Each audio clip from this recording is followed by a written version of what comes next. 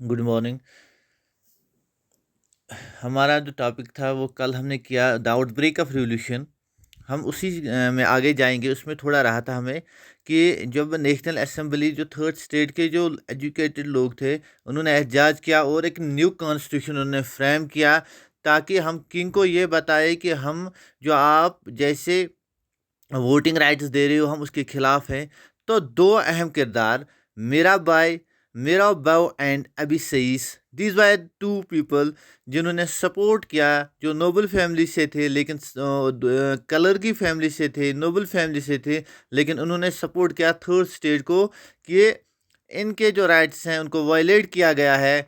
लेकिन अब आगे से ऐसा नहीं होना चाहिए। जो Mirabeau was born in a noble family but supported and led third state and was against फ्यूलेड प्रिविलेजेस एंड डिलीवर्ड स्पीचेस।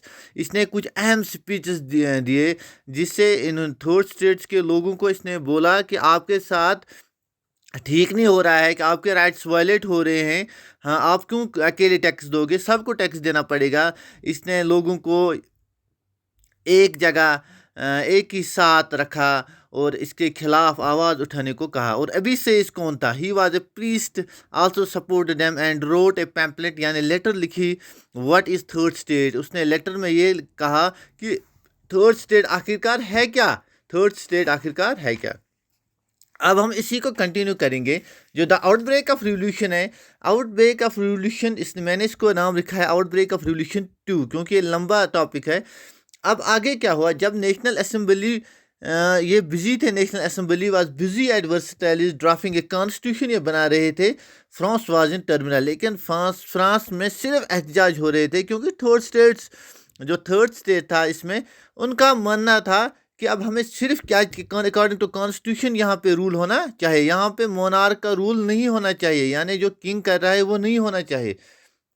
और फ्रांस में एहतजाज हो रहे थे, वायलेंट एहतजाज हो रहे थे। लेकिन अब फ्रांस में एक दूसरी चीज़ भी हो गई कि वहाँ पे सीवियर विंटर था, यानी बहुत सर्द तरीन उस दिन साल था, और विंटर जो था बहुत सर्द तरीन था।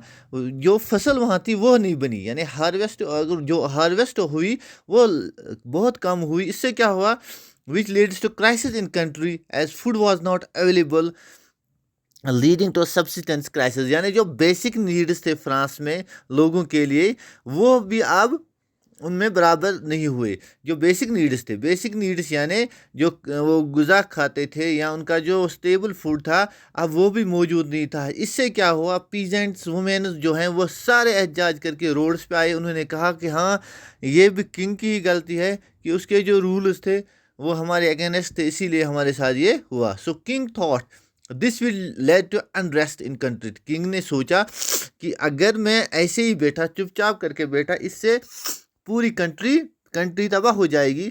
सो उसने ऑर्डर दिया ट्रूप्स को तो कंट्रोल द एजिटेशन, जो भी एहतजाज कर रहे हैं उनको कंट्रोल करो। बट लेकिन इससे गलत फहमी हो गई लोगों में। उन्होंने सोचा कि जो लोगों ने सोचा कि king had ordered his troops to kill the people, और इससे क्या हुआ, गलत फहमी हुई, मिसअंडरस्टैंड। लेकिन ये वजह नहीं थी, लेकिन लोगों ने, जो थर्ड स्टेट्स के लोगों ने सोचा कि अब किंग जो है हमारे अगेंस्ट है, इसने ऑर्डर दिया ट्रूप्स को कि to finish the third state. So agitated crowd stormed and destroyed the Bastille.